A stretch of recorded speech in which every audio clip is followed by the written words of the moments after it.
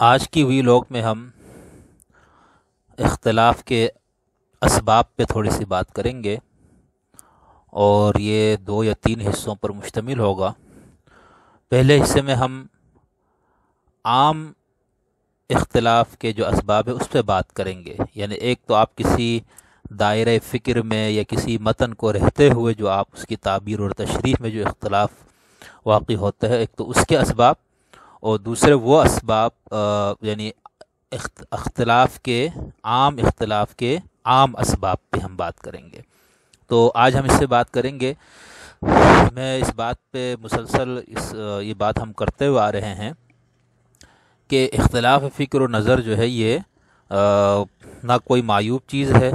نہ ہی یہ قابل نفرت چیز ہے، نہ ہی یہ ایسی بات ہے جس کو انسانی معاشرے سے ختم کرنے کے لیے کوئی جدوجہد یا کوئی کوشش کی جائے۔ یہ ایک حسن اور خوبصورتی کا ذریعہ ہے، ایک لازمی چیز ہے، اور اس کا موجود ہونا نہایت ضروری ہے، اور اس کا خاتمہ ہم کر ہی نہیں سکتے اگر کرنا بھی چاہے۔ تو ہم اس پہ بار بار اس پہ بات کی تاکہ دوستوں کے ذہن میں ہم سب کو یہ ایک قابل قبول چیز نظر آئے، قابل نفرت چیز، اس کو ختم کرنے کے قابل کوئی چیز نہ ہو۔ تو اس لیے ہم اختلاف کی اہمیت اور ان چیزوں پہ ہم بات کر رہے تھے۔ تو اب ہم یہ بات کریں گے کہ اختلافات واقعی کیوں ہوتے ہیں۔ تو اس میں کچھ اسباب پہ ہم بات کریں گے۔ سب سے پہلا سبب انسان کے بڑے اور بنیادی سوالات کا تنوع، یعنی جو انسان کے بنیادی سوالات ہیں یا اس کے جو بڑے سوالات ہیں، جو اس کے مین سوالات ہیں، اور وہ سوالات جو کسی مسلمان یا غیر مسلم یا کسی مادیت پسند یا کسی روحانیت پرست یا کسی مخصوص مسلک کے نہیں، بلکہ یہ نہ کسی رنگ اور نسل اور زبان سے تعلق رکھنے والوں کے سوالات ہیں، بلکہ انسان کے بنیادی سوالات، جس پہ ہم نے بہت ڈیٹیل سے بات کی تھی، اور اس کی اوپر تفصیل سے بات کرنے کا مقصد یہ تھا کہ ہم ان سوالوں کا جو تنوع ہے اس کو جان سکے۔ تو یہ جو سوالات کا جو تنوع ہے یہ خود ایک فکر میں اختلاف کا سبب ہے، یعنی سوالات کی نوعیت مختلف ہے۔ سوالات جو ہے وہ کچھ کائنات سے متعلق، کچھ خود انسان سے متعلق، کچھ مابعد کائنات سے متعلق ہے، اخلاقیات سے متعلق ہے، خیر و شر سے متعلق ہے۔ تو جس طرح سے سوالات کے اندر تنوع ہے تو اس کے جواب دینے میں بھی تنوع پیدا ہوا۔ تو یہ ایک بنیادی سبب ہے عام اختلافات کے۔ دوسرا جو سبب اختلاف کا ہمیں نظر آتا ہے وہ ہے ذرائع علم کا اختلاف، یعنی جس طرح سوالات متنوع تھے تو اسی طرح اہل علم نے ان سوالوں کا جواب تلاش کرنے کے لیے مختلف راستوں کا انتخاب کیا، مختلف مناہج کا انتخاب کیا۔ تو ان مناہج اور ان ذرائع کا جو اختلاف ہے اس کی وجہ سے جوابات پہ اختلافات واقع ہوئے، اور یہی فکر کا اختلاف ہے، یعنی کہ کسی نے وجدان کو ذریعہ علم مانا اور سوالوں کا جواب دینے کی کوشش کی، کسی نے عقل کو ذریعہ علم مانا اور جواب دینے کی کوشش کی، اور کسی نے جو ہے وہ اپنا حس اور تجربے کو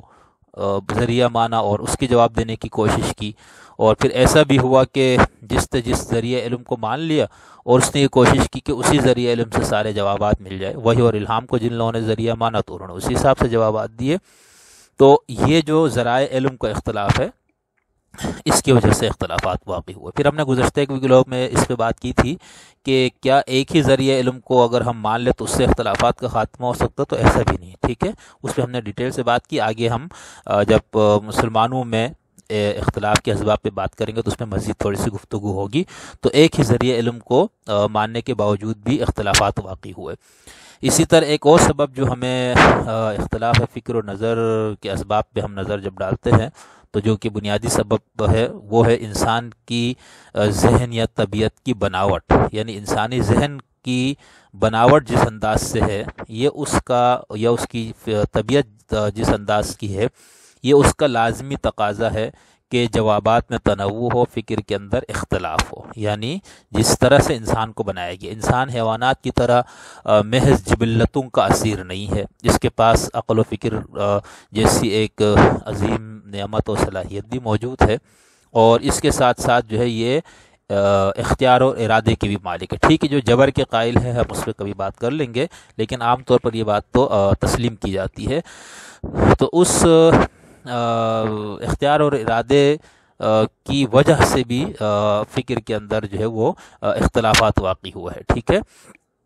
اگر انسانوں کو جانوروں کی طرز پہ اس کی طبیعت یا اس کا ذہن ہوتا، یہ جبلت کا ہی اسیر ہوتا، تو اس میں پھر شاید اختلاف نہ ہوتا، ٹھیک ہے، شاید کیا بالکل بھی نہ ہوتا۔ یعنی جو ایک نوع کا جانور ہے ان کے اندر کوئی اختلاف نہیں ہے، ٹھیک ہے، سارے شیر جو ہے وہ گوشت کھاتے ہیں، شکار کر کے کھاتے ہیں، ٹھیک ہے۔ اسی طرح گائیں اور بیل اور باقی جانوروں کو دیکھ لیجئے، تو ان کے اندر کوئی سوچنے کی اور سوچ کر نظریات تخلیق کرنے کی، آئیڈیاز دینے کی صلاحیت نہیں ہے، تو وہاں پر اختلاف نہیں۔ تو انسان چونکہ اس سے ارتقاء یافتہ مخلوق ہے، تو اس لیے اس کے اندر یہ چیز موجود ہے۔ اسی طرح اگر انسان کو بالکل مشین بنا دیا جائے تو پھر اس میں بھی اختلاف نہیں ہوگا، کیونکہ مشین کے اندر اختلاف نہیں ہو سکتا۔ وہ خراب ہو سکتی ہے مشین، لیکن اس میں اختلاف نہیں ہوتا۔ اس کو جس انداز سے بنایا گیا اس نے اسی طرح سے اس نے ورک کرنا ہے، اسی طرح اس نے چلنا ہے۔ تو ایک انسان کی جو طبیعت ہے یا اس کا جو ذہن ہے، جس ساخت پہ، جس انداز سے اس کی بناوٹ ہے، یہ اس کا لازمی تقاضا ہے کہ انسانوں میں اختلافات واقع ہوں، اور وہ پھر اختلافات واقع ہوئے۔ اگر انسانوں کو مشین بنا دیا جائے یا ان کو جانور بنا کر چھوڑ دیا جائے تو پھر تنوع کوئی نہیں ہوگا انسانی فکر میں، ٹھیک ہے، پھر یکسانیت ہوگی ہر جگہ۔ اسی طرح اختلاف کے اسباب میں سے ایک سبب جو ہے وہ جو موضوع بحث ہے، یعنی جس موضوع پہ گفتگو ہو رہی ہے اس موضوع کی گہرائی اور اس کا مشکل ہونا بھی ہے، ٹھیک ہے۔ یعنی ہر شخص کا ذہنی سطح، ہر مفکر کا ذہنی سطح، ہر صاحب علم کا ذہنی سطح بھی ایک جیسا نہیں ہوتا، اس میں بھی تفاوت ہوتا ہے۔ اہل علم کے مختلف درجات ہیں، تو ان درجات کے اعتبار سے جب ایک موضوع پہ 2 یا 3 یا الگ الگ اہل علم نے غور و فکر کیا تو وہ اس موضوع کی گہرائی اور اس موضوع کے اندر جو مشکل ہے اس کی وجہ سے صاحبان فکر میں، اہل علم میں اختلافات واقع ہوئے۔ اسی طرح جو اہل علم کا جو مزاج ہے اس نے بھی اختلافات کے اندر بہت اہم کردار ادا کیا، اور یہ ہوتا ہے، ٹھیک ہے۔ یعنی اگر کوئی شخص فطری طور پر تشدد پسند ہے تو وہ اس کی فکر میں آپ کو شدت پسندی کا غلبہ نظر آئے گا۔ کوئی شخص فطری طور پر رحم دل ہے تو آپ کو اس کی فکر کے اندر بھی اس کی جھلک نظر آئے گی، یہ ہوتا ہے، ٹھیک ہے۔ تو یہ انسان کا جو مزاج ہے وہ بھی بہت اہم کردار ادا کرتا ہے اختلاف فکر میں۔ تو اختلاف فکر کے اسباب میں سے ایک سبب غالباً یہ بھی ہے۔ اسی طرح میلان اور رجحان کا اختلاف ہے، اور یعنی آپ کا میلان، آپ کا رجحان جس طرف ہے آپ اسی حساب سے سوچتے ہیں، اور آپ کا جو مخالف ہے اس کا میلان اور رجحان جس طرف ہوتا ہے اس حساب سے سوچتا ہے، تو اس سے پھر اختلافات واقع ہو جاتے ہیں۔ اسی طرح ایک اور سبب جو کہ صاحبان علم و دانش کے حساب سے میں اس کو تھوڑا سا آخر میں رکھتا ہوں، وہ ہے حب جاہ اور ریاست، یعنی آپ کو معاشرے میں مقام، مرتبہ، عزت،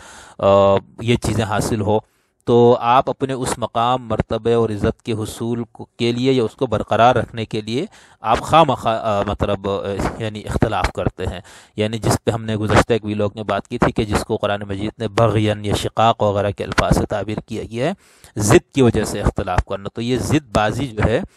جس کی وجہ سے آپ کو ایک مقام ملا ہوا ہے یا ایک مرتبہ ملا ہوا ہے، آپ کسی عہدے پہ فائز ہے، اور اس اختلاف کو برقرار رکھنے سے ہی آپ کا وہ عہدہ برقرار رہ سکتا ہے، تو اس طرح سے بھی اختلافات کے واقع ہو جاتے ہیں، لوگ اختلاف کرتے ہیں، تو یہ بھی ایک سبب ہے۔ گروہی تعصب، یعنی اگر آپ کا تعلق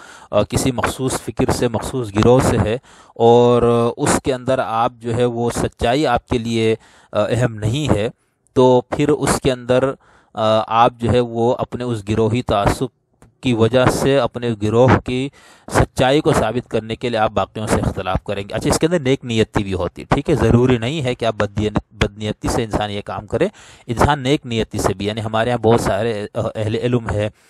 دانشور ہے، بہت سارے علماء دین ہیں جن کے بارے میں لوگ یہ سمجھتے ہیں کہ یہ خواہ مخواہ ایسا کرتا، تو ایسے نہیں، وہ اپنے نظریات میں، اپنے خیالات میں بڑے مخلص ہوتے ہیں، اور ان کو یہ لگتا ہے کہ ہمارے اخلاص کا یہ تقاضا ہے کہ ہم اپنے اس گروہی جو شناخت ہے اور اس شناخت کی بنیاد جو ہے وہ اختلاف پہ واقع ہے، تو ہم اس کو مزید شدت دیں۔